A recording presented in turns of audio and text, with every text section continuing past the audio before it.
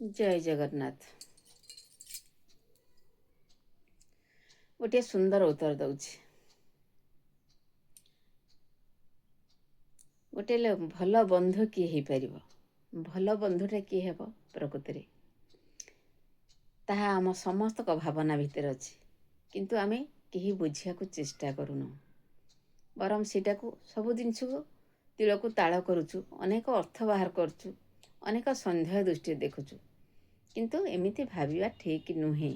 ମୋ ମତରେ ଆଉ ମୋ ଜଗନ୍ନାଥଙ୍କ ମତରେ ବି ଏମିତି ଭାବିବା ଠିକ୍ ନୁହେଁ।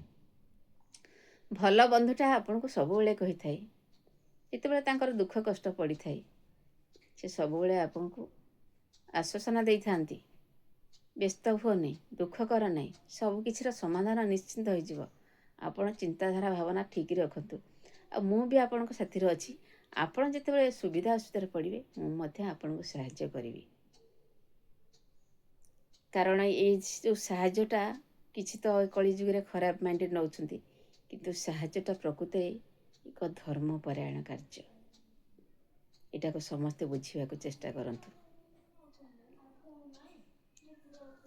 ଆଉ ଗୋଟେ କଥା ରହିଲା, ବାପ ମା ଚାଲିଗଲା ପରେ ଭାଇ ଭାଉଜ ବାପ ଘରକୁ ଗଲେ କାହା ଭାଇ ଭାଉଜ ଯଦି ଭଲ ପାଆନ୍ତି ନାହିଁ ଝିଅକୁ, ଏଇଟା କିନ୍ତୁ ଭୁଲ ଧାରଣା ମୋ ମତରେ। ଆଉ ଯଦି ବି ଭଲ ପାଉନାହାନ୍ତି, ଆପଣ ସେମିତି କୌଣସି ଘରର ବୋହୂ ହେଇଥିବେ, ଆପଣ ସ୍ୱାମୀ ସ୍ତ୍ରୀ କୌଣସି ଘରର ଭାଇ ଭାଉଜ ହୋଇଥିବେ, ଆପଣ ନଣନ୍ଦମାନଙ୍କୁ ଯଦି ସେଇଭଳି ବ୍ୟବହାର କରୁଥିବେ ଆପଣ ସେଇଭଳି ବ୍ୟବହାରକୁ ପାଇବେ। ଆଉ ଆପଣ ଯଦି ଆପଣ ନଣନ୍ଦ ଦିଅରକୁ ଭଲ ବ୍ୟବହାର କରିବେ, ଆପଣ ମଧ୍ୟ ଆପଣ ଭାଇ ଭାଉଜଠୁ ଭଲ ବ୍ୟବହାର ପାଇବେ। କାରଣ ଉଦ୍ଧାରକୁ ଅନ୍ଧାର, ଏହା ନିରାଟ ସତ୍ୟ। ସବୁ ଜିନିଷକୁ ଅନେକ ଭାବରେ ତର୍ଜମା କରୁଛନ୍ତି, କିନ୍ତୁ ସବୁ ଜିନିଷକୁ ବି ସେମିତି ବହୁତ ସୁନ୍ଦର ଭାବରେ ବୁଝିବାକୁ ଚେଷ୍ଟା କରନ୍ତୁ। ଗୋଟେ ଝିଅ ବାପ ଘରକୁ ଯାଇପାରେନି, ଆଉ ଗୋଟେ ଝିଅ ତା ବାପ ଘରକୁ ବାରମ୍ବାର ଯାଇପାରେ।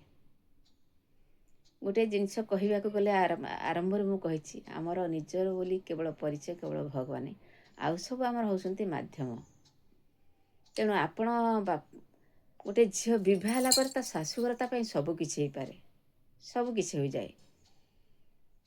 ତେଣୁ ଦୁହିତା ଦୁଇ କୂଳକୁ ହିତା କହିଛନ୍ତି ସତ, ମୁଁ ମାନୁଛି, ତାକୁ ଗ୍ରହଣ କରୁଛି। ତଥାପି ଆମେ ଆମ ଶାଶୁଘର ପରିସ୍ଥିତିଟାକୁ ଦେଖିବାକୁ ପଡ଼ିଥାଏ।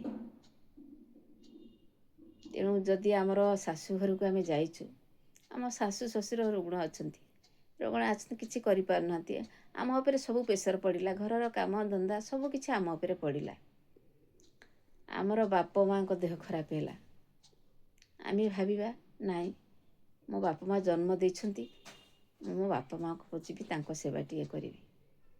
ତା ପୂର୍ବରୁ ଥରେ ଭାବିବା, ଏଇ ଜିନିଷ ଭାବିବା ପୂର୍ବରୁ ଥରଟିଏ ଭାବନ୍ତୁ, ମୁଁ ତ ମୋ ବାପ ଘରର କୁଣିଆ ହେଇଗଲି ନା, କିନ୍ତୁ ମୋ ଶାଶୁ ଶ୍ୱଶୁର ପଡ଼ିଛନ୍ତି, ମୁଁ ତାଙ୍କୁ ଛାଡ଼ି କୁଆଡ଼େ ଯିବି?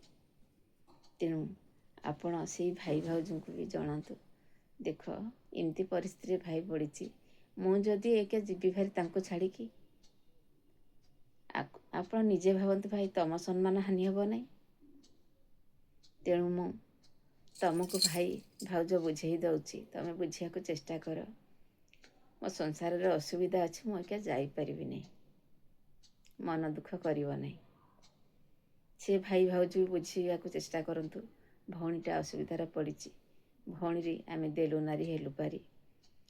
ସେ ଯେତେବେଳେ ଭଉଣୀ ଆମକୁ ବୁଝଉଛି, ସବୁ ପରିସ୍ଥିତିକୁ ସାମ୍ନା କରିବା ପାଇଁ ନିଜେ ସିଏ ଆଗ ହୋଇକି ଠିଆ ହେବାକୁ ଚେଷ୍ଟା କରୁଛି, ଦୃଢ଼ ସଂକଳ୍ପବଦ୍ଧ ହୋଇଛି, ତାହେଲେ ଆମେ ତା ସଂକଳ୍ପବଦ୍ଧରେ, ପବିତ୍ର ସଂକଳ୍ପବଦ୍ଧରେ ଆମେ ବାଧା ଦେବା ନାହିଁ।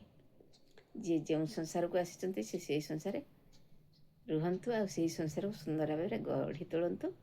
ଆଉ କିଛି ସମୟ ଆପଣ ବୁଲି ପାରିବେ, ଯାଇପାରିବେ, ଦେଖିପାରିବେ, ଏଇଟା ନିହାତି ନିଶ୍ଚିନ୍ତ ହେଇପାରିବ। ଆଉ ଆପଣ ଯଦି ଆଣ୍ଟ କରି ବସିବେ, ନା ମୁଁ ଯିବି ରହିବି, ତେଣିକି ଆପଣଙ୍କ ଶାଶୁଘର ଯାହା ହେଉ, ଏ ଭାବନାଟା ଭଲ ନୁହଁ। ମୋ ମତରେ ତ ସମସ୍ତେ ବୁଝିବେ ନାହିଁ, ଯେଉଁମାନେ ବୁଝିଯିବେ ବହୁତ ଭଲ। କିନ୍ତୁ ଭାଇ ଭଉଣୀର ପବିତ୍ର ବନ୍ଧନ ଦୁନିଆରେ ନାହିଁ। ବାପ ମା ଶାଶୁ ଶ୍ୱଶୁର ସ୍ୱାମୀ ଦେଖିବାକୁ ଗଲେ ସମସ୍ତେ ଆମେ ଗୋଟେ ପରସ୍ପର ପବିତ୍ର ବନ୍ଧନରେ ବନ୍ଧା ହେଇଛୁ, କିନ୍ତୁ ଆମ ଚିନ୍ତା ଚେତନା ଭିତରେ ଏକ ଖଳ ପ୍ରକୃତି ଭାବ ଆସୁଛି। ସେ ଖଳ ପ୍ରକୃତି ଭାବକୁ ଆପଣ କାଢ଼ିଦେଲେ ସବୁକିଛି ଆପଣଙ୍କୁ ସୁନ୍ଦର ଲାଗିବ। ଏହା ନିରାଟ ସତ୍ୟ। ବୁଝିଗଲେ ବହୁତ ଭଲ ରହୁଛି। ମୋ କଥା ମାଧ୍ୟମରେ ଯଦି ଭୁଲ ଥାଏ ମୋତେ କ୍ଷମା କରନ୍ତୁ। ଜୟ ଜଗନ୍ନାଥ।